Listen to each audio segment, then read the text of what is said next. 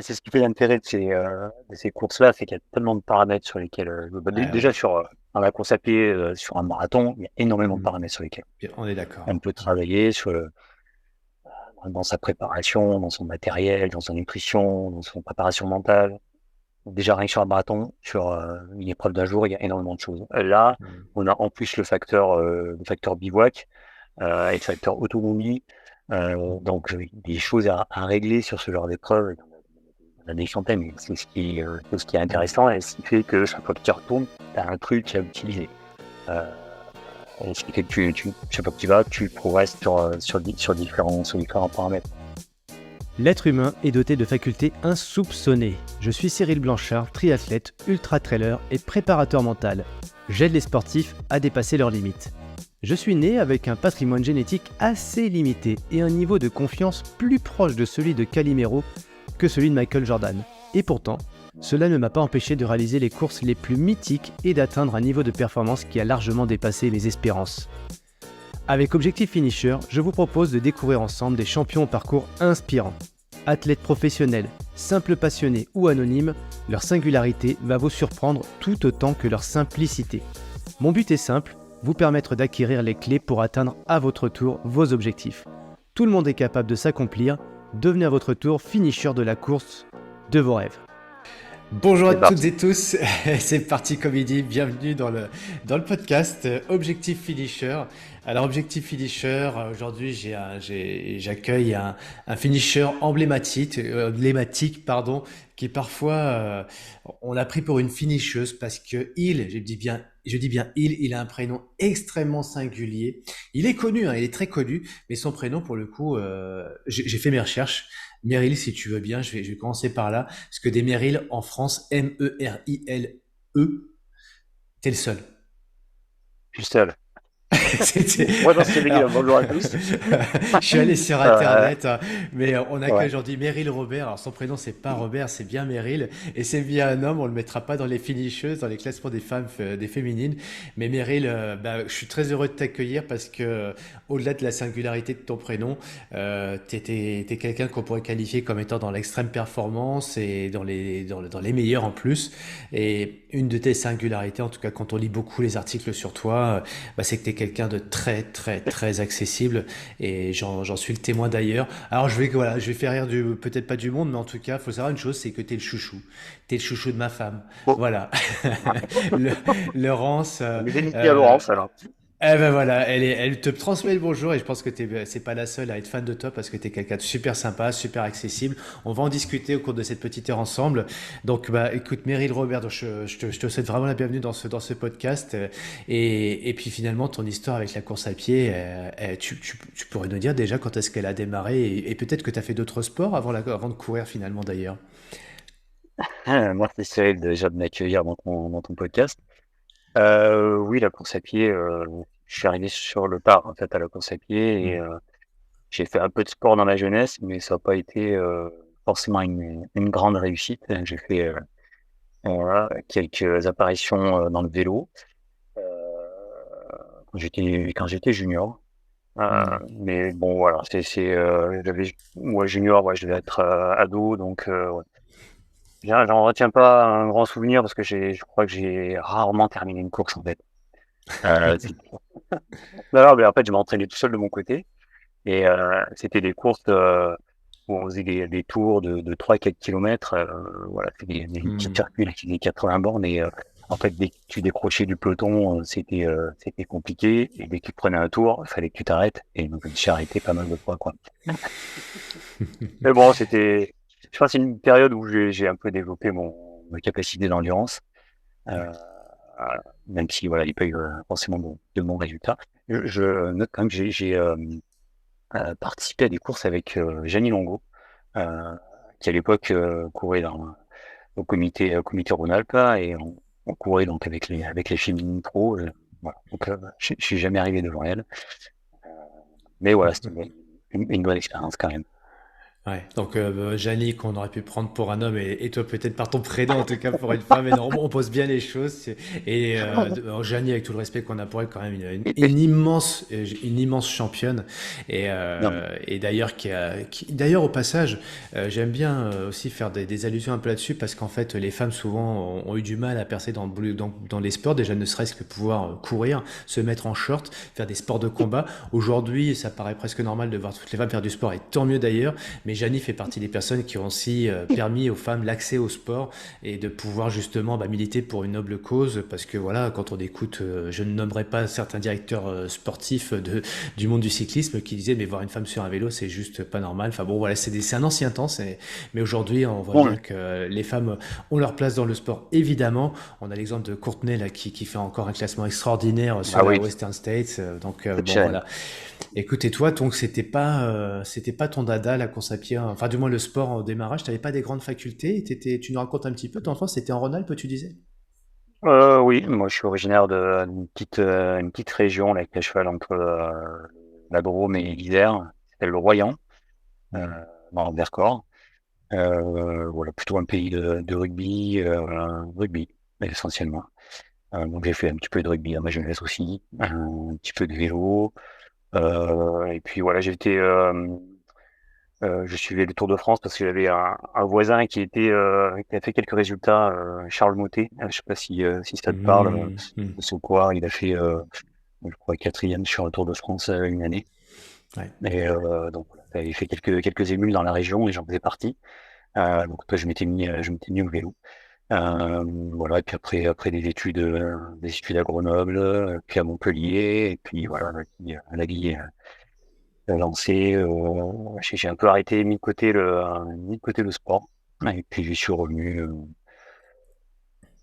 d'être vers mes 35, 36 ans, quoi. Hmm. Donc Hmm. assez Entre-temps, tard. vie professionnelle, vie familiale. Entre-temps, voilà, la trentaine bedonnante, voilà, j'ai été tranquille et voilà, jusqu'au Ouais. moment où j'ai pris un peu conscience que voilà, pour le sport, c'était bon pour plein de choses, pour la santé en général. Et voilà, je m'y suis mis tout doucement d'abord pour perdre du poids. Et puis voilà, j'ai trouvé que j'avais quelques petites facultés. Et puis c'était parti. C'est à quel moment tu t'es dit, tiens, j'ai ma place là-dedans, je me sens bien, et puis en plus les résultats sont corrects. Il s'est passé combien de temps entre le début à 35 ans et puis après peut-être pas une Ah, révélation, mais cette prise de conscience? c'est allé assez vite en fait, hein. C'était d'abord des petites sorties hebdomadaires. Et puis avec le boulot, des collègues qui couraient, voilà, on est allé faire quelques sorties ensemble. Hmm. Et puis voilà, très vite, j'ai pu suivre un peu le rythme du groupe. Et puis après, voilà, ça s'est vite enchaîné en fait. 2, 3 ans, là, ça prend un plan d'entraînement à droite à gauche. Je me suis inscrit une première. Quoi que la première course, non, je me suis pas inscrit. En fait, je me suis présenté à l'inscription. Je sais même pas qu'il fallait un certificat médical, donc je suis parti sans dossard. Voilà, un petit camp de borne à côté de chez moi. Euh, puis voilà, ça s'était bien passé. J'avais bien tourné. Mais voilà, par contre, mon entraînement était pas du tout structuré. Hmm. Donc, par la suite, je me suis inscrit dans un club d'athlètes pour essayer d'organiser un peu mieux mon entraînement. Et là, à Et l'époque, tu es puis, sur des distances, sur de la route, je suis sur de distance la très. route, sur du 10 bornes, Hmm. 10-15 km, course nature aussi, des courses de village, hein, voilà, Hmm. où tu peux ramener un petit, euh, un petit panier garni, c'était Ah sympa. ouais, ouais. Et Voilà. quand tu dis chez moi, c'est en région parisienne où tu es aujourd'hui, ou tu Non, es non, non, à l'époque? plutôt au sud de la France, vers Montpellier, hein. D'accord. J'imagine dans toutes les régions, hein, tous les week-ends, il y a des petites Hmm. courses dans les villages à différents moments de l'année. Donc, ouais, c'était un peu le défi avec les potes d'aller se présenter au départ et de se tirer la bourre sur les courses. Hmm. Voilà. Et puis T'es- après j'ai changé de boulot. Et puis j'ai fait une rencontre, hein, voilà, qui m'a mis un peu sur une piste un peu différente. Alors, c'était un gars qui bossait avec moi là, là où je travaille actuellement. Oh, tu peux le noter, hein, tu peux dire, va, c'est chez Ouais, Groupama. oui, je travaille chez Groupama, parce que tout le monde le sait, puisque je m'inscris régulièrement en équipe pour Groupama sur le marathon Estable. Et puis cette personne, ouais, elle avait gagné, je crois, 2 fois la Saint-Élion dans les années 90. Euh, et puis voilà, je lui ai dit que je voulais faire un marathon et il m'a coaché pendant quelques mois. Alors, préparation à l'ancienne, hein, des bornes, des bornes, des bornes. Alors, mais ça a marché. Enfin, ouais, les quelques marathons que j'ai fait avec lui, j'avais tenu l'objectif qu'on s'était fixé. Donc, voilà, donc ça c'était Hmm. plutôt une réussite. Voilà, ce qui m'a amené d'ailleurs après dans mon club d'athlètes à suivre des formations d'entraîneur en stade pour encadrer aussi le groupe hors stade du club. Et qu'est-ce qui Ah, te voilà, donc motivait justement, parce qu'il y a toi, ta performance déjà, à toi bah, personnelle, et tu... je voulais Ouais. partager, je voulais aussi personnellement comprendre un peu les fondements de ces plans d'entraînement là, comment ils étaient structurés, euh,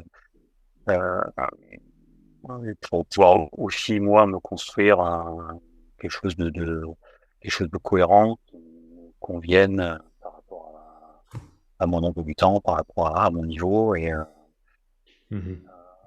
et puis voilà, et puis par la force des choses, voilà, j'ai aussi partagé et coacher d'autres coureurs du club pour les accompagner sur les différentes courses. Et je le fais encore, même si je participe plus trop aux entraînements parce que j'ai plus trop de temps de y consacrer. Mais voilà, je leur fais régulièrement des petits plans pour préparer les courses à droite à gauche.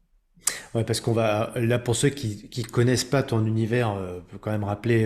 Je l'ai dit un peu en préambule, mais t'es un des meilleurs dans français en tout cas hein, aujourd'hui dans ce qu'on appelle les courses à étapes type MDS, mais on va parler d'autres d'ailleurs. Donc ça demande beaucoup d'entraînement, ça demande du volume, donc des heures d'entraînement.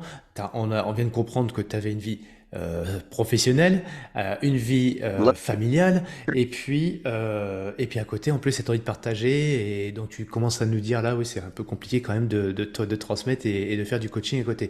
Mais on voit qu'il y a une vie qui est quand même bien remplie.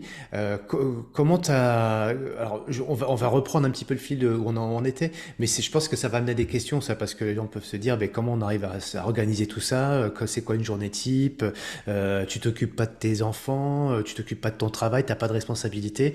Là, si on devait faire un petit peu un bilan aujourd'hui, tu vois, actif-passif, si tu devais te décrire aujourd'hui, comprendre un peu ton quotidien, comment tu te décrirais aujourd'hui? Comment je me décrirais Ouais, je suis ton quasiment. âge, tes enfants, Ah, voilà, tu dirais quoi sur toi d'accord. Bah aujourd'hui? alors, voilà, on m'a dit que je fais pas mon âge, mais je sais pas mon âge. 50, bientôt 52 ans. Voilà, j'ai deux grands enfants qui ont quasiment fini leurs études ou fini leurs études, qui sont partis de la maison. Euh, voilà, je suis séparé, même si j'ai une amie que je vois régulièrement. C'est fier de le dire comme ça, Euh, tu seras pas harcelé, hein. voilà. Et donc, oui, depuis quelques années, j'ai eu pas beaucoup de temps. J'ai pas mal de temps en dehors du boulot pour faire ce qui me plaît. Hmm. Et, euh, et au début, voilà, donc, ce qui me plaisait, c'était surtout faire une activité sportive, une activité à Hmm. l'extérieur. Euh, et puis, c'est devenu un peu pas obsessionnel, mais voilà, j'ai l'impression que voilà, chaque fois que j'ai un peu de temps devant moi, voilà, faut que j'aille faire un petit exercice physique pour me sentir bien, quoi. Hmm. Voilà, Hmm. donc c'est tout le matin, c'est entre midi et deux, c'est le soir. Voilà, dès que je peux faire un peu de course à pied, un peu de vélo, un peu de renfort, Ouais, très bien. Donc on va parler un peu d'entraînement croisé aussi. C'est pas Ah, juste courir. Bon, aujourd'hui, si on devait dire un palmarès entre guillemets, ton, ton résultat le plus significatif, en tout cas celui à tes yeux, pas celui des journaux ou des médias, ce serait lequel pour ouais. toi? Celui qui a le plus de valeur? Celui qui a plus de valeur, c'est ma troisième place au marathon Les Sables. Hmm. Alors, En même 2018? si, en 2018, ouais. En 2018, c'était ma troisième participation. Hmm.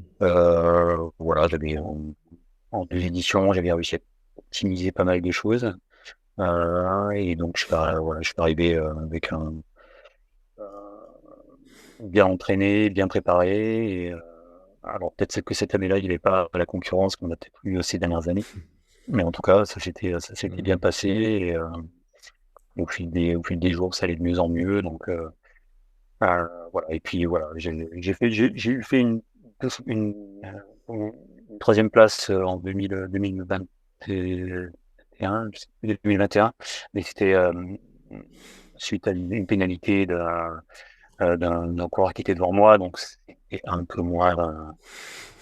Voilà, c'est pas la régulière, donc voilà, c'est celle qui me restera, c'est celle de 2018, même Hmm. si j'ai gagné quelques autres courses Hmm. par ailleurs, mais voilà, moi c'était voilà, la course vue un peu médiatique à l'international, voilà, qui m'a emmené aussi vers d'autres participations à d'autres éditions du Marathon des Sables, hein, parce que après bah voilà, quand on l'a fait plusieurs fois, voilà, on connaît pas mal de monde sur le bivouac, et voilà, il y a eu quelques opportunités qui se sont présentées pour aller Hmm.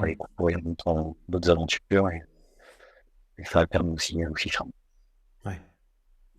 Et Ouais. comment tu t'organises? Alors justement, là, si on reprend un peu aujourd'hui et même sur ces dernières années, parce que chez Groupama, tu as des responsabilités, je crois que tu animes du personnel. Oui, je suis responsable d'une petite équipe de chefs de projet. Ah, Alors j'adore, voilà, ça c'est tout mérite. Ouais petit, non mais je fais que troisième, je fais troisième, mais c'est parce qu'il y en a un qui est disqualifié. non, Excusez-moi, mais je non relativise, je te quoi, je taquine, relativise. mais oui oui, faut Voilà. relativiser, mais voilà, bon ça c'est tout, c'est voilà, ça c'est tout Meryl Ouais, en tout cas. je travaillais dans l'informatique et voilà, Ouais ouais j'ai été moi le chef de projet, et puis voilà, ouais j'ai eu ouais l'occasion de prendre la responsabilité de l'équipe dans laquelle je travaillais. Et ouais. voilà, ça s'est fait naturellement. Et puis ça se passe plutôt bien. Donc, Mhm. mais bon, ça prend effectivement du temps. Mais voilà, je m'organise autour de ça et de ma vie aussi perso, hein, parce que Mhm. j'organise pas ma vie autour du sport. Hein, c'est le sport qui s'organise autour de ma vie pro et ma vie perso. Mhm, mhm.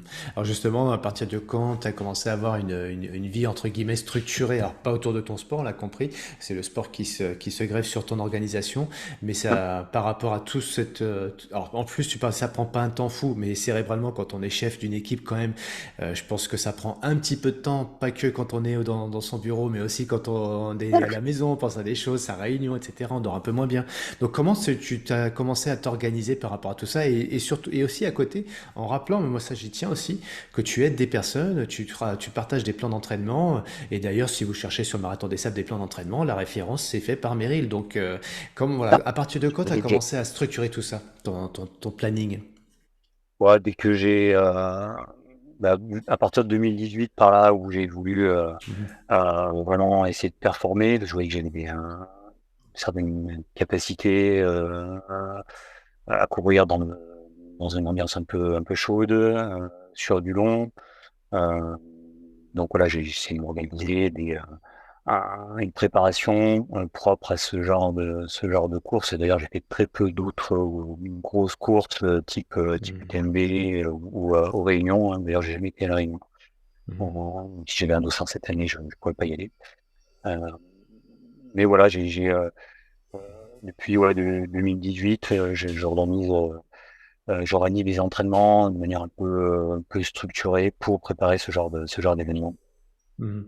Comment Donc, comme tu ça? disais tout à l'heure, avec beaucoup de volume, euh, beaucoup de volume en termes d'heures d'entraînement, pas forcément de distance. Hein, Mhm. c'est pas besoin de faire.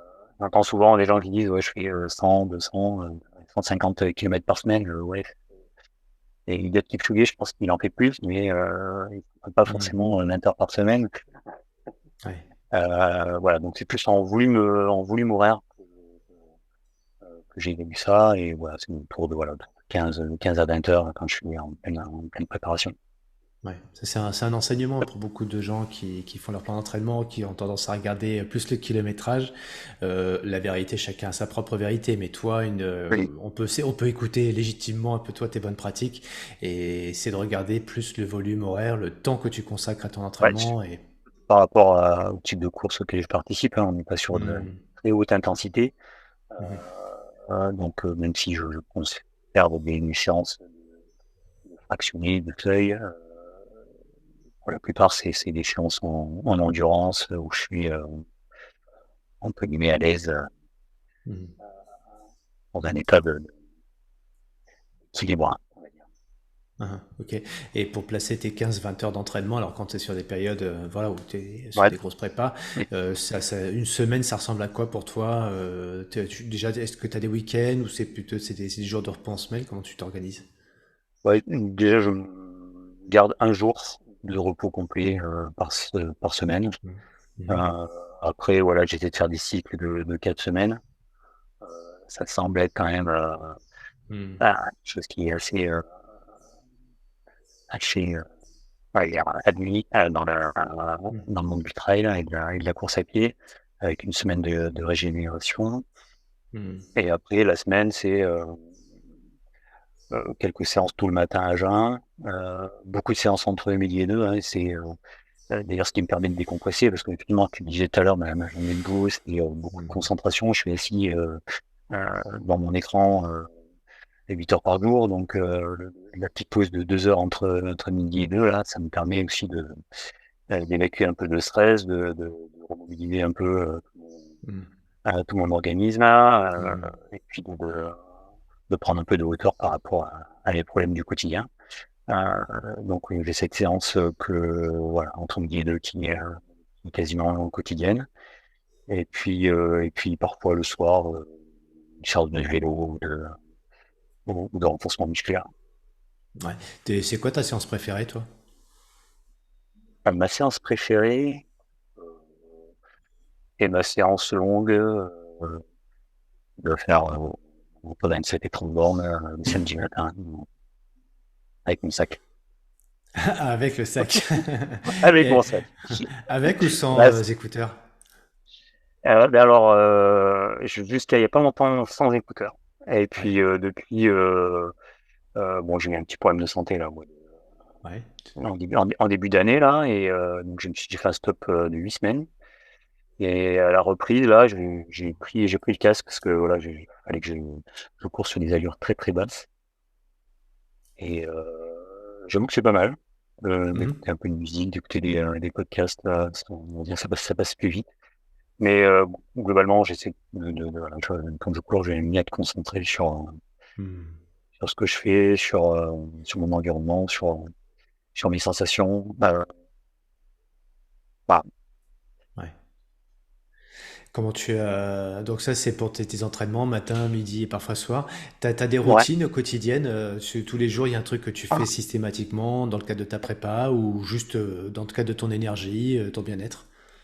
je m'astreins à faire quelques étirements le matin, mais c'est dur, hein. Mhm. Ouais. C'est très dur. Ah ouais, C'est, ouais. c'est C'est vrai que censé être automatique, quand mais t'écoutes un peu sur ce sujet là, les ostéos, les kinés, ouais. ouais, la petite routine du matin, t'as 5 minutes d'entraînement, tu fais Mhm. 3 fois 10 pompes, c'est vrai, ça prend rien du tout, mais cette routine, puis celle-là, puis celle-là, puis celle-là, un petit peu de méditation, un petit peu de... Bah non, Mhm. ça passe pas, quoi.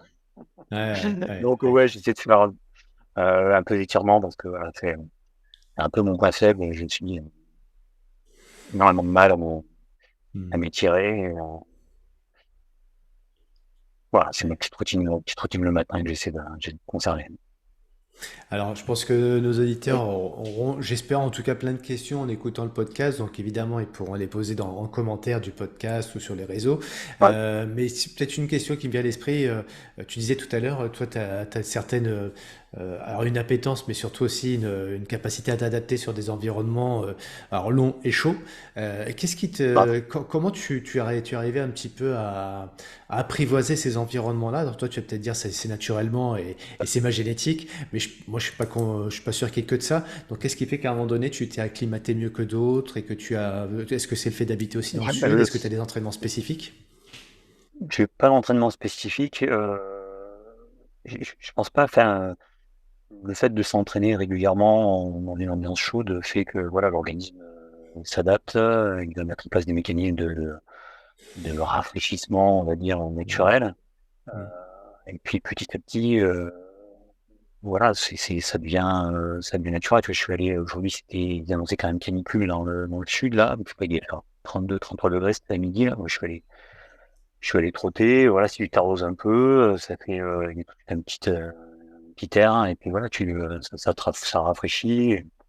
Bon, je dis pas que c'est pas dangereux de le faire, mais quand on y va régulièrement et progressivement, le corps s'adapte à ça. Et d'ailleurs, Mm. les Marocains qui excellent dans le désert du Sahara, là, sur le marathon des sables, leur quotidien, c'est ça. Hein. Donc, s'ils sont adaptés, alors eux, génétiquement, peut-être qu'ils ont une adaptation qui est autre, hein, mais tout le monde peut s'adapter à ça. Et toi, comment t'as fait des choses particulières ou c'est le fait de t'engager justement au moment de la journée, simplement progressivement, t'as dit progressivement, mais est-ce que tu as des conseils ou des choses un peu... Tu cours dans un sauna par exemple? Absolument pas. Non, moi, la course à pied, c'est à l'extérieur. Je supporte pas de courir Ouais, sur un tapis, encore moins dans un sauna. ouais. Euh, non, alors oui, c'est vrai que dans le sud, on a peut-être plus de journées ensoleillées, des journées chaudes. Euh, mais voilà, c'est de la progressivité dans cet élément-là, comme dans tous les éléments de la préparation, hein, que ce soit dans l'intensité ou le temps d'effort. Il faut y aller progressivement et le corps s'adapte. Ouais, parce que justement, l'adaptation, t'as démarré la course à pied à 35 ans. 2018, donc t'as 47 ans à peu près, 46 ans? Ouais, En ça. 2018. Donc c'est 10 ans finalement, c'est d'acclimatation pour arriver à un top niveau. Alors ça s'est pas fait du jour au lendemain évidemment, 10 ans, mais à l'échelle de 10 ans, qu'est-ce que tu as pu mettre en place sans t'en rendre compte parce qu'on a l'impression chez toi que tout se fait un peu naturellement et de façon progressive mais naturelle. Mais en 10 ans, qu'est-ce qui fait quand tu deviens justement le troisième, un des meilleurs sur le marathon des sables par exemple? J'avoue que j'ai pas analysé cette progression Ouais, sur ces 10 années. Ce ouais. que je sais, c'est que j'ai effectivement allongé les distances. Hein, Hmm. voilà, courir sur du 10, euh, semi-marathon. Et forcément, quand tu intègres des séances longues, euh, ben voilà, forcément, tu cours forcément dans une ambiance chaude à un moment. Et puis ça, je pense que voilà, ça m'a permis de progresser dans ce type d'effort. Et puis après il y a aussi l'aspect répétition de l'effort tous les jours. Que ça, voilà, je le reproduis à l'entraînement et c'est un format qui me convient bien. Je pense que chaque coureur a un format de course qui correspond à ses capacités, à son organisme. Hein. Voilà. Moi, voilà, c'est les sorties de training tous les jours. Hein. C'est là où je suis bien. Quand c'est un peu plus long, voilà, je suis un peu moins bien. Et sur du très Hmm. long, je suis pas terrible du tout. Quoi. Ouais, toi, c'est plus Euh, l'enchaînement d'un format autour de 30, 40, voire 50, ouais, plusieurs jours, plutôt que de te faire d'un seul coup un 100 miles, quoi. ouais, voilà, c'est ça. J'en ai fait 15 100 mètres. Non, j'en ai fait des. Ouais. J'ai fait du TMB en 2019, et puis la course de nucléaire, Zut, dans les Cévennes, l'année dernière. Et ça te Ah, bon. plaît pas, c'est parce que t'as pas la perf ou ça te plaît pas Euh, parce que c'est l'effort que t'aimes pas particulièrement, qu'est-ce qui t'attire pas plus que ça? euh, sur ces deux courses, alors si, ça me plaît, mais Hmm. on rentre vraiment dans la souffrance, quoi. Sur quelque chose comme le marathon des sables, moi, j'ai pas Ouais. l'impression de souffrir. Bon, voilà, sur un UTMB, enfin, c'était. Hmm. Alors, je ne parle pas enfin, physiquement, mais euh, l'aspect nutrition, digestion, problème gastrique, tout ça, bah, tu l'as Hmm. pas quand tu fais 30 bandes, quoi. Enfin, quand tu cours 3 ou 4 heures. Euh, voilà, l'effort au-delà de 10-12 heures, pour moi, c'est très, très compliqué. Certainement parce que je Mhm. m'alimente mal ou j'ai Ah, pas assez expérimenté de ce genre de course. Euh, mais bon, après, j'exclus pas d'en faire d'autres et de m'y préparer, hein, mais oui, c'est pas le format qui m'attire ouais. pas. Ah, d'accord. Parce que ton premier marathon des sables, c'était en 2012, non? Quelque chose comme ça? Ouais, 2012, ouais. Ouais, donc 2012, là, 2016, quand tu 2017. dis tu fais un 30-40 bandes, à l'époque, t'es peut-être pas en 3-4 heures non plus, t'es peut-être en plus que ça. Donc, mais tu te sentais bien déjà en 2012, tu dis ce format de course me plaît vraiment. Le deuxième jour, ça va bien, le troisième jour, quatrième, Ouais, tu ouais, sens que t'as. Ouais. dès la première édition en 2012, ouais, j'ai senti que c'était quelque chose qui me convenait. Mhm. Jour après jour, je me sentais mieux, certainement parce que le sac c'est léger aussi, hein. Mais je crois que j'avais fini dans les 50, 36, je crois que j'ai fait. Mhm. 36, cette première édition. Ouais, correct. Pour une Correct, première. correct, Et correct. comme tu le dis si bien, d'ailleurs, il y a, sur ce genre d'épreuve, on a beau tout savoir en avance, il y aura toujours des choses à découvrir. Chaque fois, c'est une expérience différente. Et c'est peut-être, je sais pas, est-ce que ce serait pas, la réponse va être compliquée pour toi, mais est-ce que ce serait pas ton humilité face à tout ça qui fait que c'est ta réussite, qui fait que tu t'y sens bien parce que justement, ta détermination, elle est très, je sens une certaine agilité, une certaine souplesse par rapport à ton environnement, même vis-à-vis de toi et une certaine fluidité finalement. Tu sais, c'est Bruce Lee qui disait voilà, on est le haut, on s'adapte tout le temps. Alors l'eau dans le désert, c'est rare, mais toi, il y a cette fluidité en toi. Donc comment Certainement, tu. certainement un peu ça, ouais. Ouais. Après, Hein, je cherche pas à performer en fait. Euh, ouais.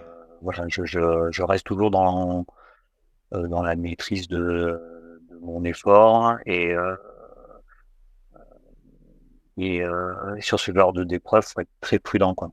Et, Ouais. euh, et pour rester euh, dans la durée de la semaine constant, il faut surtout pas griller ses cartouches tout de suite et partir prudemment et pas mettre trop d'intensité tout de suite, quoi.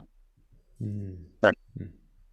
Et d'ailleurs, si on pose maintenant cette prudence, cette adaptation, cette recherche de maîtrise de l'effort, quand tu vas sur une autre épreuve, moi j'aimerais bien en parler parce que t'en parles pas, mais Ah, pour le coup tu l'as gagnée celle-là. Elle est peut-être moins connue, mais c'est oui, pour tu fais comme moi, ça. ça peut faire rêver quand même beaucoup de gens. Tu vas me parler de cette Ouais, épreuve ouais, grande to grande. C'est une épreuve aux États-Unis qui est sur plusieurs ouais. étapes, pareil dans des environnements très chauds, des sols voilà qui sont toujours très fluctuants entre du dur, du double, enfin du souple et du mou, etc. Euh, Quand tu arrives sur tu vas j'aimerais que tu nous racontes, tu arrives en quelle année, comment ça se passe et justement cette capacité d'adaptation, comment c'est une force pour toi et comment par rapport aux autres. Donc tu gagnes le Grand to Grand, c'est en quelle année d'ailleurs? C'était en 2020, je sais, C'est pendant le l'année Covid. dernière, l'année dernière, Ouais, dans 2022, 2022, 2022. 2022, oui, c'était l'année D'accord. dernière, Et ouais. c'était ta Septembre première dernier, en fait. participation. Première participation, j'ai eu euh, l'occasion de me rencontre avec Laurence Klein aussi qui participait cette année-là. Euh, on a fait le voyage ensemble. Hmm. Et, ouais, très belle expérience, le Grand Plus Grand, rien à voir avec le Marathon des Sables en termes d'ambiance. On est vraiment sur quelque chose de plus confidentiel, beaucoup plus confidentiel. On était, je crois, 70 au Pour départ l'instant. cette année. Ouais. Oui, oui, oui, c'est vrai que je pense que. Bon, après, je pense pas qu'ils ont volonté de grossir, parce que je pense qu'ils ont une capacité d'accueil qui ne doit pas dépasser 550 personnes, parce que voilà, D'accord. dans les parcs naturels et que ils Hmm. ont quelques contraintes un Ouais. peu complexes à gérer. Euh, mais ouais, ouais, une très belle expérience, Ouais. un environnement un peu nouveau, parce que c'est pas le désert, mais c'est quand même très, très Hmm. chaud, hein, Hmm. selon les années. Il y a beaucoup de sable, contrairement à Hmm. ce que je pensais. Euh, et puis, bon, après, l'organisation des étapes est un petit peu différente de ce qu'on a sur le marathon des sables. Un petit peu plus long et un peu plus de Mhm. dénivelé. Donc, voilà, il y a Mhm. quand même comment s'adapter à ça. Voilà, pareil, là. étant dans l'inconnu, je suis parti très, très Mhm. prudemment et Mhm, mhm. en suivant les coureurs qui étaient oui, les favoris. Et puis voilà, ça c'est Comment bien tu déroulé. réagis sur des imprévus, sur ce genre bon, on va rester sur Grand to Grand, mais Ouais, peut-être aussi de façon générale, quand tu as quelque chose, un warning, tu vois, comme on sent que tu es très dans l'analyse de ton effort, ton comportement, l'environnement et cette adaptation, mais comment tu vas capter des warnings et comment tu as un exemple, tu arrivé une fois où là d'un seul coup, soit la boisson, nutrition, déshydratation, des crampes, et comment tu réagis par rapport à ça? Euh, alors, par expérience, parce que j'ai rencontré des difficultés sur quelques trails, j'hésite pas à beaucoup ralentir, voire à stopper Hein, et, euh, et attendre que ça passe, quoi. Euh, les, les efforts sont quand même très longs, donc un coup de moins bien sur la course, ça arrive forcément, et faut prendre le temps euh, voilà, de se poser, se dire que le corps va réagir, qu'en se réalimentant, en se réhydratant, ça va repartir et ça repart. Il suffit juste d'être patient 15-20 minutes et mhm. peut-être faire la croix sur quelques places dans le classement, mais au moins, voilà, il faut essayer d'arriver au bout. Euh, mais bon, sur le Grand Tour Grand en particulier, j'avais Mhm. pas rencontré une difficulté particulière, hein. Je me suis retrouvé assez vite devant Ouais. sur l'ensemble des étapes, d'ailleurs. Et j'ai pu quand même gérer mon effort, même si j'avais en dessous de mire le record d'Éric Clavry sur l'épreuve. Ouais. Je crois que le parcours est identique, hein, d'une année sur l'autre, sur le Grand Tour. D'accord, ça change Donc, pas contrairement au marathon des ça sables. change pas. Il n'est pas publié, parce que bon, il essaie de le garder un peu secret, mais en tout cas, le parcours reste identique et chaque étape, on a un classement. Voilà. Et donc, je peux avoir je suis arrivé premier sur l'étape longue, hein, mais bon, Eric a conservé son record sur l'épreuve. Une petite heure, je crois. C'est prévu qu'il retourne prochainement, et lui aussi Ouais, d'ailleurs, ouais, non? j'aurais bien aimé y aller cette année, là, au mois de septembre, mais voilà, je suis pas suffisamment prêt. Voilà, je ne veux pas gâcher une participation comme ça, donc voilà, je Hmm. peut-être pas d'autres opportunités pour y retourner Hmm. dans un meilleur état. On va pas comparer parce que chaque épreuve a son charme, mais pour toi, qu'est-ce qui fait la spécificité de cette épreuve aux États-Unis? Alors on est dans le Grand Canyon, hein, si je dis pas de bêtises, Alors, l'étape dans le Grand Canyon, non? bon, le départ est donné Hmm. au bord du Grand Canyon. Au bord? Et Hmm. ensuite, on remonte dans le nord, Ouais. donc là, on doit être en Arizona, donc vers l'Utah, Hmm. et on remonte vers Zion Park, D'accord. et Ouais. on arrive euh, sur sur le Zion Park, Grand Staircase. Euh, donc le parcours, il est assez montant globalement tout au long de la semaine. Euh, Pas de grosses difficultés, mais voilà, quelque chose d'assez constant. Après le canyon, finalement, le départ est grandiose et c'est dans une des gros points forts de cette course, c'est le décorum de cette course, quoi. Autant sur le Ouais. marathon des sables, c'est génial, hein. T'as les dunes, ça reste un paysage désertique. Là, on est sur un autre type voilà, on est dans le western, quoi. Il y a Ouais. John Wayne qui va sortir ah, avec son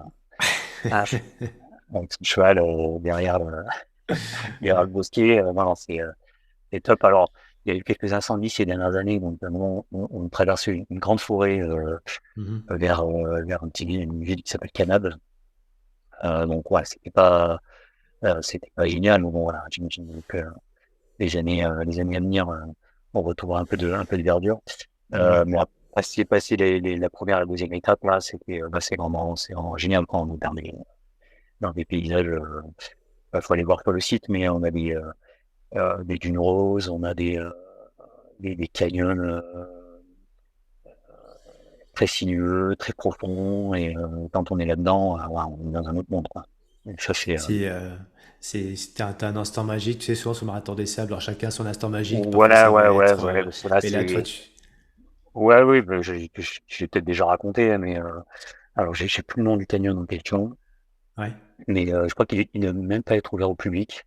Ouais. Euh, mais bon, le canyon, il va faire peut-être 1,50 m ou 2 mètres de large, avec une roche jaune rouge sur 400 mètres de haut, et puis Hmm. on zigzag là-dedans, là, on a Ah, l'impression c'est The d'aller Wave, quoi. C'est pas The ah ouais, Wave, ouais, non, voilà. non. C'est. Ouais. Non, non, non, Non.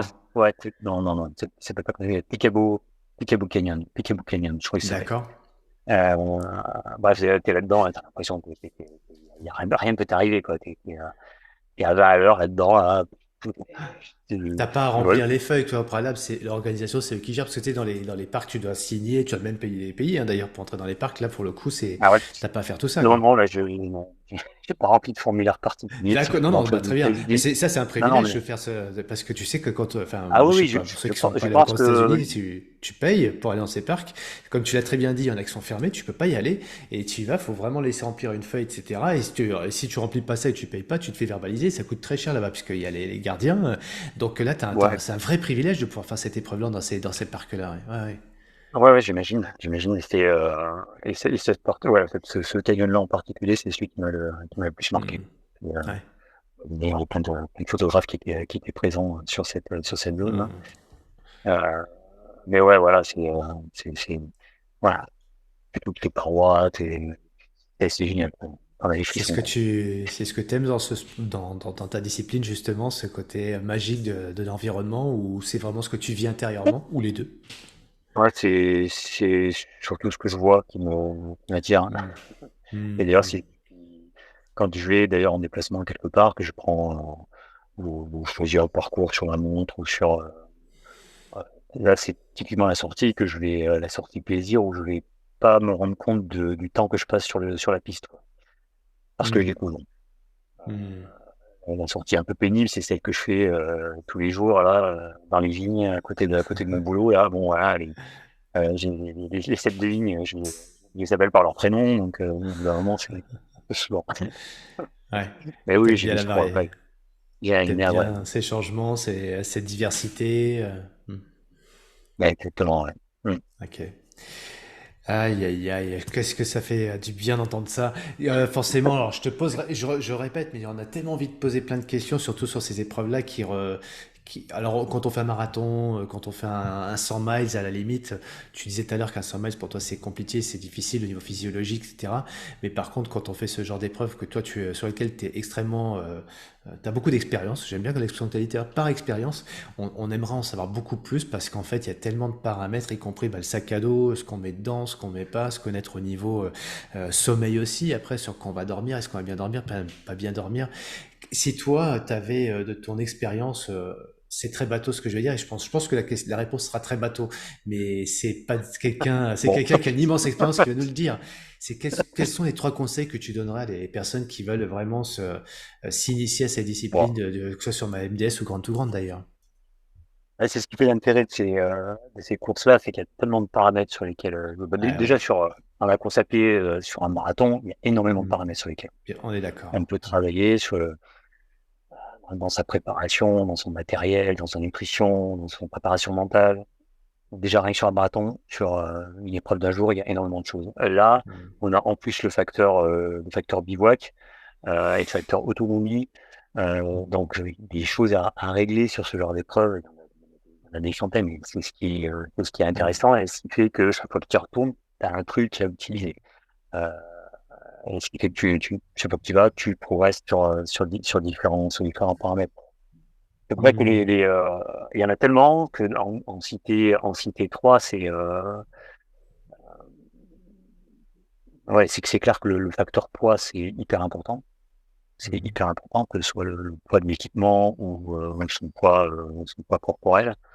Ça, c'est un peu la clé, hein, parce que un kilo ou 2 kilos de plus quand on traverse un champ de dunes, ça fait la diff ça, en termes de Hmm. perte d'énergie. Euh, le poids. Euh, après, oui, la préparation en amont de ce genre d'épreuve, répétée au plus près des conditions qu'on va rencontrer sur place, Mhm. la chaleur quand on peut, le format des étapes, c'est-à-dire avoir Mhm. euh, enchaîné sur 3 4 jours une séance longue de 20 25 bornes. Voilà, on met l'organisme dans des conditions qui sont proches de celles Mhm. de la course et voilà, pour favoriser tous les mécanismes d'adaptation. Donc voilà, Les c'est souhaits. plutôt, oui. Voilà, et le troisième conseil, je dirais, profiter de l'expérience des anciens. Ouais, Je parle que moi je l'ai fait en 2012 parce que d'autres collègues du groupe AMA l'avaient fait avant moi en 2008. ouais. Et c'est vrai que de le faire avec des gens qui l'ont déjà fait, qui vous donnent déjà les clés pour préparer, voilà, ça enlève une partie de stress, une charge mentale sur comment je vais faire à l'avion, où est-ce qu'on arrive, où est-ce que je prends, est-ce que je prends le train, est-ce que je prends un bus, voilà, on a plus Mhm. ces questions à se poser et on arrive plus sereinement sur la course que si on vient là, on découvre et on arrive tout seul. Bon, ça peut être un truc à vivre aussi de manière exceptionnelle, hein, Mhm. d'être seul et de se préparer seul à ce genre d'épreuve. Mais bon, c'est dommage de mon avis de pas profiter des conseils et de l'expérience des gens qui l'ont déjà fait. Il y a plein de forums qui précisent tout ça, même sans aller trop dans les vidéos, ce genre de choses. Il faudra garder quand même un aspect découverte, ouais, qui est Mhm. important. Parce Mhm. que voilà, ça fait découvrir l'aventure, c'est hyper important. Mais sur des aspects techniques, logistiques, faut pas se priver Mhm. d'aller voir les forums et de prendre conseil auprès des gens qui l'ont déjà fait, et surtout en fonction de ton niveau, parce que les conseils que je peux donner moi, Ouais. c'est pas les mêmes que ceux que va donner un marcheur, par exemple. Parce que, voilà, sur ces courses-là, on a des gens qui marquent beaucoup. Hein. Typiquement, les bâtons, moi, je prends pas de bâton, et je sais que Ouais. voilà, si vous partez à la marche, prenez les bâtons. Et voilà. Mhm. Mhm. C'est alors, tes réponses sont extrêmement importantes. On les écoute comme ça, on se dit oui, c'est bateau. Je reviens dessus, mais le poids corporel, on voit clairement hein, sur le MDS ceux qui partent avec un embonpoint. Je vais pas nommer certaines nations, mais il y a une île au nord de la France. On voit qu'ils arrivent souvent très robustes, très costauds, et il y a quand même une part d'abandon qui est quand même plus importante sur ces catégories de physique. Même les Américains, les costauds, les GI, etc., qui viennent là-dessus, Ouais. il y a quand même une part d'abandon qui est plus forte sur les personnes qui sont plus affûtées ou qui sont préparées, conditionnées physiologiquement avec un poids de forme bien Et, adapté pour ce type d'épreuve. Ça, c'est fondamental ce que tu nous dis. Mais je remets le point là-dessus parce qu'en fait, ça va nous amener au point 3, ce que je vais dire. Mais avant, sur le point 2, la répétition, l'acclimatation, on l'a bien vu avec toi au cours de cet échange qu'on a vu, la progressivité, tu as souvent dit répéter et s'acclimater, être ouvert à son environnement. Mais je veux vraiment insister moi sur ce que tu dis en point 3 parce que c'est une qualité que les gens négligent et tu l'incarnes vraiment beau. Pour moi, tu l'incarnes énormément. Quand tu dis profiter de l'expérience des autres, je pense que tu es une des rares personnes qui sait écouter. Alors je dis pas que les gens ne savent pas écouter, mais dans le monde dans lequel nous sommes aujourd'hui, les gens, tu sais, les gens entendent sans écouter. On va pas faire la musique de ouais, Simon and Garfunkel, mais il y a une vraie aptitude à vraiment écouter ceux qui ont l'expérience, à processer, intégrer, tester ce qu'il a dit, voir sur soi, etc. L'écoute, c'est pas juste entendre, comme tu as dit, regarder sur les vidéos, c'est voir l'interface, la connexion, le parallèle entre ce qu'on entend et ce qu'on va intégrer pour soi et faire une forme de test par rapport à ça. Et moi, j'insiste là-dessus parce que tu as cette posture-là qui est assez singulière. Oui, mais tout le monde sait écouter. Non, moi je suis convaincu que les gens dans le monde dans lequel on est aujourd'hui, les gens ils savent pas écouter. Je dis pas que j'ai cette qualité-là. J'essaie quand même d'écouter pour pouvoir, comme tu l'as dit, emmagasiner un maximum d'expérience pour justement me préserver, m'optimiser, peut-être gagner du temps aussi, faire plus vite ce que bien. j'aurais fait par apprentissage tout seul, mais à un moment donné aussi, tu l'as dit, et ça c'est ce qui est sympa dans le MDS, c'est pas tout quand même prévoir parce Ouais, qu'il voilà, y a il y a un petit équilibre à trouver entre, ouais, voilà, je pars pas dans ouais, l'inconnu, mais j'ai une petite découverte à faire quand même ouais. sur le quotidien de de tes courses. Ouais. Mais tu vois, je me permets de le dire à nos auditeurs parce que souvent on néglige cet aspect-là et souvent on me pose la question, oui, la prépa mentale, c'est quoi, qu'est-ce qu'il y a dedans, etc. Bah, la prépa mentale, finalement, c'est une attitude qu'on a au quotidien de savoir vraiment écouter les autres, s'écouter soi-même. Et après, c'est Mathieu Blanchard qui le dit très bien, ça d'ailleurs, hein, comprendre fondamentalement ce qu'on va chercher en pour soi et après l'intégrer. J'ai un podcast avec Cédric Fleurton que je trouve vraiment sublime par rapport à ça. C'est ce talent qu'on sait sportif dans le dépassement de soi et en fait partie de pouvoir vraiment s'adapter à son environnement. Et tu parlais tout à l'heure d'Éric Clavry d'ailleurs, donc et je pense que c'est le trait commun depuis tous les podcasts que je fais avec tous ces athlètes Ouais. de pouvoir s'acclimater, intégrer, processer. Il y a de l'ingénierie quoi, et l'ingénierie c'est aussi Il y quand a même pas mal un là-dedans. petit peu de ça. C'est vrai, c'est Et vrai. si je parle à un informaticien, un chef projet informatique, attention, hein. Donc voilà, si vous pouvez passer un temps avec Meryl, je vous invite vraiment à le faire parce que Meryl a cette capacité, cette aptitude-là. Et dans le monde dans lequel on est où tout va vite aujourd'hui, c'est vrai que c'est précieux, quelqu'un qui écoute, qui est posé, qui observe. Tu es très observateur, ça se voit quand je te voyais sur le Ouais, MDS, t'observes, tu juges pas, t'écoutes, tu prends, t'accueilles. Et ça, c'est vraiment super appréciable. Je te remercie pour ça d'ailleurs, moi personnellement, parce que merci le Cyril. Ross le aussi d'ailleurs, mais les gens l'ont compris. Mais c'est vraiment, c'est précieux ça aujourd'hui, dans le monde dans lequel on est, tout va trop vite et les gens prennent plus le temps. Donc voilà, toi tu incarnes ce côté-là et ce petit pourcentage de la population qui sait prendre le temps et qui sait écouter. Merci Meryl. Et c'est un des enseignements, je pense, Bon, majeurs c'est qu'on doit pas- prendre de toi sur ce genre d'épreuve. Pour finir notre échange, je me suis permis de poser à quelqu'un avant, si tu avais des questions à poser à Meryl, ce seraient lesquelles? Eh ben, ce sera l'interrogation maintenant Geoffrey Soupe. Donc Geoffrey a quelques questions pour toi. Alors Geoffrey, il m'a dit si les questions le dérangent, je peux en poser d'autres, hein. Mais je lui ai dit non mais je pense qu'il est assez solide et puis il a du recul et il saura répondre intelligemment Ah, à des questions un peu pour la gratter. je vous costume la sortie, je veux. Alors, je lis Geoffrey, hein, donc qui n'est pas plus Jojo l'escargot, même si ce surnom lui colle encore un tout petit peu à la peau, mais bon, pas trop plus sur les réseaux que sur sa peau, elle s'est remplie d'autres tatous qui expriment plein d'autres choses qu'un escargot à sa lenteur. Tu n'as pas pu prendre le départ en 2022, Meryl, au sein de l'équipe Terre d'Ave, 2023, pardon, c'est ce qu'il a écrit Oui. 22, mais bon, c'était 23, dont tu étais pourtant l'investigateur. Tu seras présent en 2024 avec une team Groupama rassemblant plusieurs de tes collaborateurs. Donc, c'est déjà le cas. Tu pars avec ta team à toi, Groupama, l'année prochaine. Ouais, ouais, ouais. Notion de Et partage, d'échange. on sera une douzaine. Bah, ouais, les 2, 3 ans, on essaie de construire une équipe Hmm. avec des anciens, avec des nouveaux, essayer d'avoir une certaine mixité Hmm. entre les directions, entre les sites, entre les parents de femmes, voilà. Donc un bon mélange de Hmm. notre petite structure là. Et Génial. on, on sera au départ pour soutenir aussi une association qu'on est en train de choisir là, tous ensemble. Hmm. D'accord. Donc, c'est toi qui fait l'agrégation de tout ça, qui est un petit peu Alors je suis pas tout seul, mais voilà, Hmm. c'est moi qui lance un peu le projet, Hmm. mais je suis largement accompagné Ouais. par des collègues. Oh, c'est pas moi, c'est pas moi. On t'excuse, on t'excuse. Non, t'es le leader et c'est super. Il faut des leaderships et même si c'est un leadership discret, mais il est bien présent. Quid de 2025? Prêt à remonter une équipe élite pour retourner chercher un podium en équipe? C'est la question. Mais grave, grave. Grave. Ouais, ouais. Non, non, mais là, oui, effectivement, 2023, ben oui, c'est un peu la déception par rapport à ma participation, maintenant, grosse satisfaction par rapport aux résultats de l'équipe, hein, Hmm. les quatre bonhommes qui étaient hyper motivés. Donc, et on s'est dit, oui, 2025, on, on devrait refaire une grosse team. Si j'ai encore le Ah. niveau, j'en ferai partie.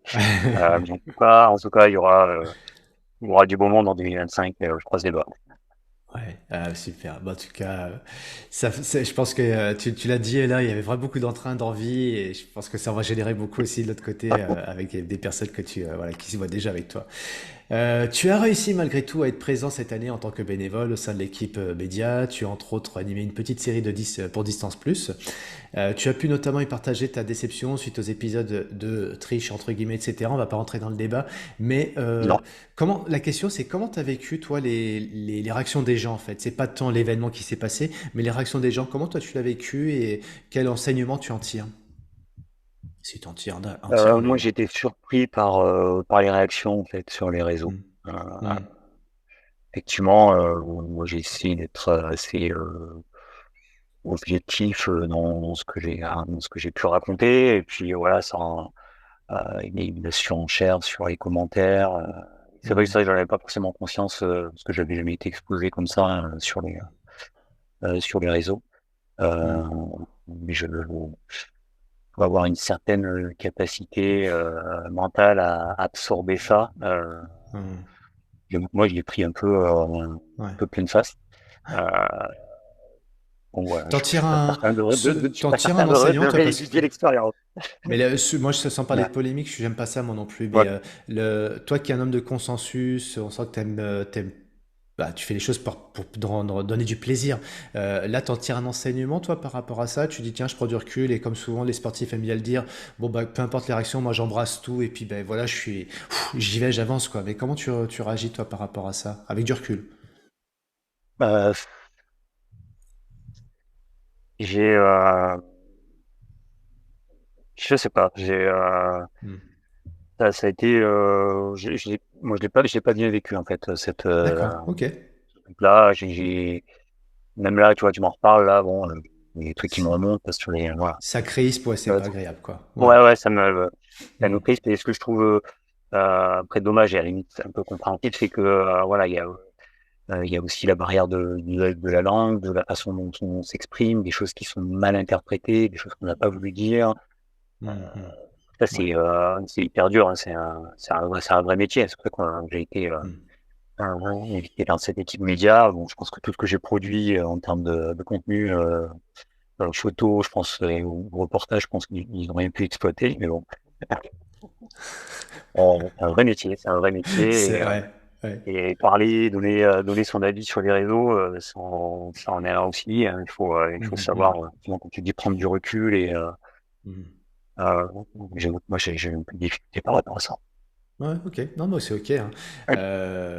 Et puis c'est bien de savoir que des gens comme toi qui sont solides physiquement, qui sont capables de se dépasser, bah, à un moment donné aussi, Yes. émotionnellement parlant, on reste sensible et ça touche, quoi. Donc, bah, écoute, voilà. Donc, merci pour ça, Meryl. Euh, on a dit que tu étais insolide, mais finalement, un gros cœur se cache derrière cette solidité. Probablement. Que penses-tu des changements à venir sur Alors, pareil, pareil, on n'est pas là pour faire de la Ah, polémique, mais c'est une sujet de question, hein. polémique. Ouais, non, mais Ouais. toi, en fait, qu'est-ce que tu as envie de dire aux gens par rapport. Alors, pareil, c'est pas du débat, mais finalement, objectivement, quand on prend du recul, le marathon des sables, il va évoluer. De toute façon, c'est la vie, rien Ah, n'est c'est figé dans la ça. vie, C'est tout évolue. si on regarde le Marathon des Sables Hmm. dans ses premières éditions, on est très Ouais. très loin de ce que c'était devenu Hmm, hmm. jusqu'à l'année dernière. Et puis voilà, il y a quelqu'un qui prend le relais, qui le fait progresser à sa manière. C'est clair qu'il y a toujours l'esprit Patrick Bauer voilà, qui sera peut-être plus là dans les prochaines éditions. Hmm, Néanmoins, la course, elle est toujours là. On fait toujours 30-40 bornes dans le désert tous les jours. Ce sera toujours très très dur. hmm. Euh, voilà. Après, ben voilà, le coût de la vie augmente, hein. Tu vois, voilà, si ça demandera peut-être un peu plus d'efforts d'aller chercher d'autres sponsors pour pouvoir Hmm. avoir la joie de prendre le départ. Mais en tout cas, c'est partie d'évolution de la course.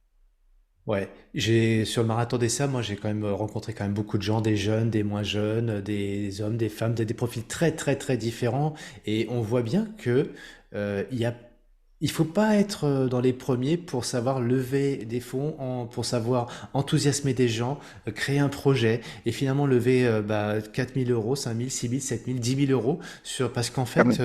on se dit oui, mais qui suis-je pour demander des sous pour faire mon épreuve, c'est égoïste. Ben ouais, mais il y a plein de gens qui vivent au travers des yeux d'une personne cette aventure, qui s'enthousiasment derrière cette personne-là, et que ce soit fait pour une association ou pas d'ailleurs. Et finalement, tout le monde peut très bien se dire, bah, je fais mon crowdfunding pour vivre mon rêve et je vais le partager avec vous. Oui, mais donc, moi j'étais surpris de voir le nombre de personnes qui vivaient ce MDS Ouais, comme un c'est projet. bon. Et peu C'est importe possible, le hein, prix, c'est finalement, possible c'est. Ouais. d'aller chercher des fonds, comme tu dis, en soutenant une association. Voilà, il y a plein de petits. Alors, ça peut être des fonds, ça peut être du matériel aussi, parce qu'il y a cet Ouais, bien aspect-là sûr. aussi, hein. Mm. vous allez voir un magazine de sport, et voilà. Bon, il y a une petite pub, quelques publications, et puis voilà, il vous file un sac, ça peut être ça. Voilà. Quand on veut, on peut. Ouais, bien sûr. Quand on veut, on peut. Si on a des questions à te poser, est-ce que sans trop s'immiscer dans ta vie perso, etc. Mais si on veut échanger avec toi, c'est plutôt sur quel réseau qu'on va pouvoir, entre guillemets, réagir et puis te solliciter un tout petit peu si on a une question Oui, oui, technique ou bah autre. moi c'est toujours volontiers que je partage, Mhm. même là hier là, un gars du côté de Béziers là qui a demandé s'il y avait quelqu'un de la région pour aller préparer le MDS. Bah voilà, j'ai envoyé un petit message et puis on va certainement Ah, faire quelques petites sorties ensemble. génial. Donc c'est toujours avec Hmm. beaucoup d'enthousiasme que je partage mon Hmm. expérience et c'est ouais sur Messenger Hmm. ou Instagram ou en privé.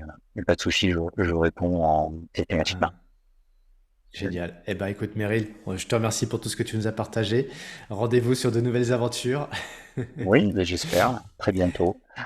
Et merci à toi, Cyril, pour ton invitation, ce moment d'échange. C'était très sympa, Meryl. J'espère que les auditeurs auront capté quelques Ouais, points techniques, quelques points aussi sur la façon d'appréhender les choses, les environnements, les épreuves, les finances et compagnie. Et puis, bah, voilà, on retiendra au passage que tu es plutôt quelqu'un qui aime rassembler, que tu es quelqu'un qui a envie de donner du plaisir et de partager, et de faire vibrer aussi sur ses aventures. Donc, à 52 ans, tu fais encore plein de choses. Il y en a plein devant toi. Et merci pour toute cette énergie et cette sympathie que tu incarnes au travers de tes aventures. À très bientôt, Meryl. merci, Cyril. Merci à tous d'avoir écouté ce nouvel épisode du podcast Objectif Finishers. Si vous souhaitez entrer en contact avec nous, vous êtes les bienvenus. Entre Finishers, on aime les rencontres, on aime partager les bons tuyaux. N'hésitez pas à noter le podcast sur votre plateforme favorite, à vous abonner et à le partager autour de vous. Envie de partager aussi un commentaire? N'hésitez pas, on répondra à chacun d'entre eux. On est là pour vous aider à atteindre vos objectifs. On vous souhaite un maximum de motivation et on se retrouve dans 2 semaines pour un nouvel invité. À bientôt.